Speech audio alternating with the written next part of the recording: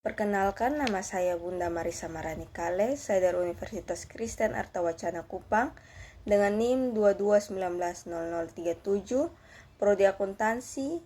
Di sini saya akan membahas mengenai esai dan studi kasus dalam pembelajaran akuntansi sektor publik. Yang pertama, sebutkan apa saja standar akuntansi sektor publik yang telah ada di Indonesia.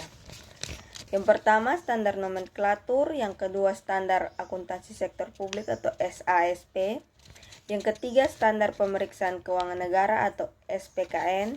Yang keempat, standar akuntansi biaya. Dan yang kelima, standar akuntansi. Yang kedua, apakah yang mendasari bahwa pernyataan penyusunan pedoman akuntansi keuangan sangat diperlukan? Jelaskan. Karena memberi kerangka demi berjalannya fungsi-fungsi tahapan siklus akuntansi sektor publik, yaitu perencanaan, penganggaran, realisasi anggaran, pengadaan barang dan jasa, pelaporan, audit dan pertanggungjawaban publik. Standar akuntansi merupakan acuan yang harus disepakati dan ditetapkan oleh organisasi yang berkompetensi serta berwenang pada pihak yang terkait. Ketiga, jelaskan tujuan dari penyusunan pedoman akuntansi. Di sini dibagi menjadi dua. Yang pertama, menyediakan organisasi sektor publik suatu pedoman akuntansi yang diharapkan dapat diterapkan bagi pencatatan transaksi keuangan sektor publik yang berlaku di saat ini.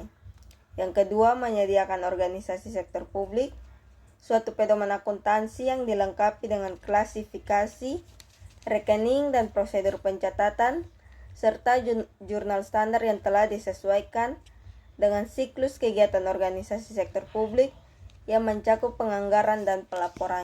Yang keempat, apa hubungan standar pelapor dan standar audit? Jelaskan. Standar pada tahap pelaporan dan audit mencakup hubungan yang saling mengaitkan satu dengan yang lain, karena standar audit memberikan pedoman bagi pelaksanaan audit atas pelaporan sektor publik dan standar akuntansi keuangan memberikan pedoman untuk menghasilkan pelaporan yang memenuhi standar untuk diaudit.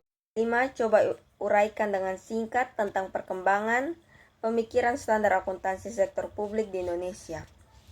Pada tahun 2002, Ikatan Akuntan Indonesia, Kompartemen Akuntansi Sektor Publik, mengembangkan standar akuntansi keuangan sektor publik atau SASKP, dikembangkan sesuai dengan standar yang berlaku di tingkat internasional dengan harapan tercapainya informasi keuangan yang konsisten dan dapat dibandingkan bagi semua yurisdiksi.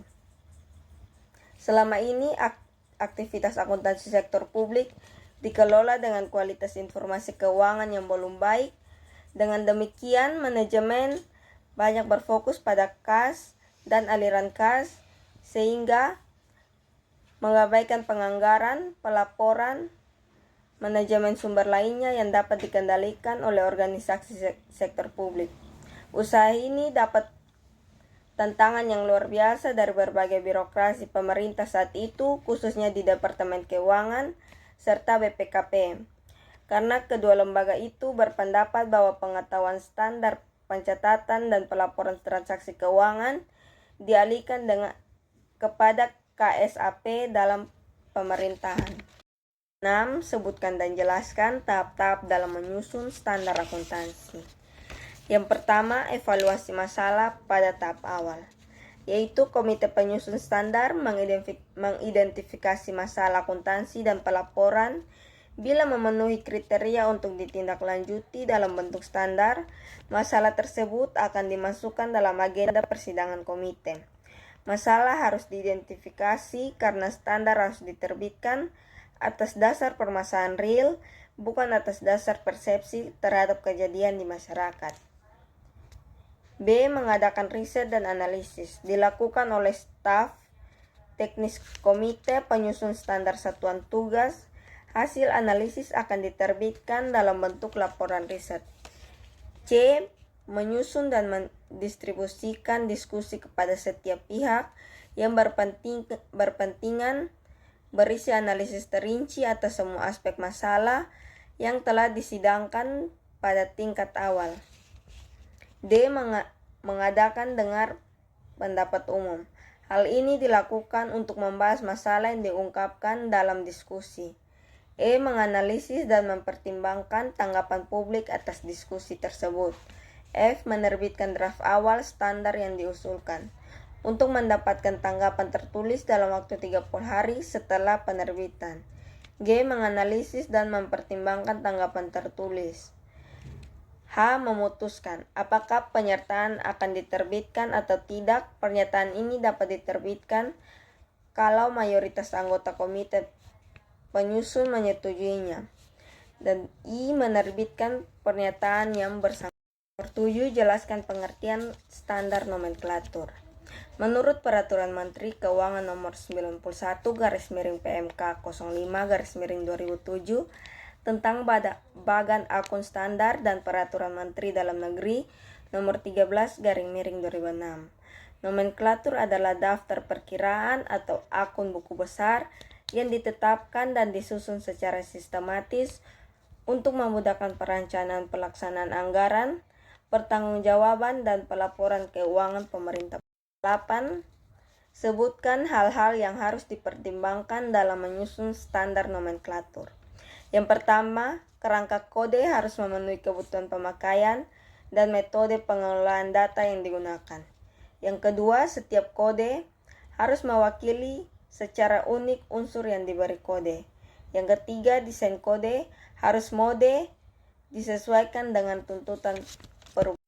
Yang kesembilan, sebutkan ruang lingkup dari standar akuntansi pemerintah.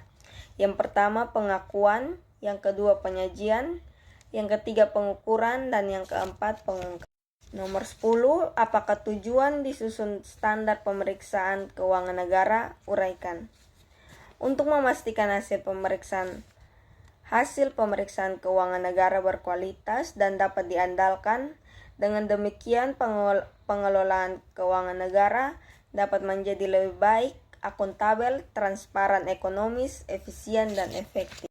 Baik, kita akan masuk dalam studi kasus berikut.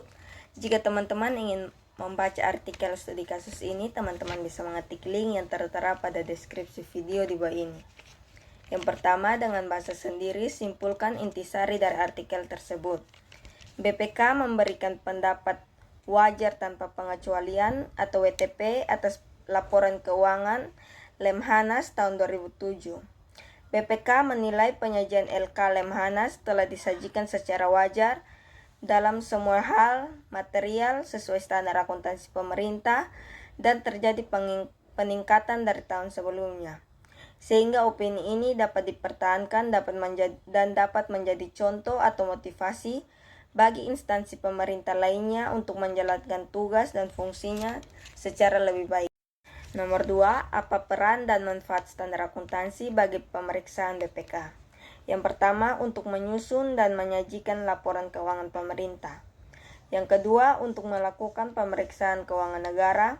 Dan yang ketiga, untuk meningkatkan kualitas pengelolaan keuangan negara. Sekian hasil esai dan diskusi saya ucapkan terima kasih.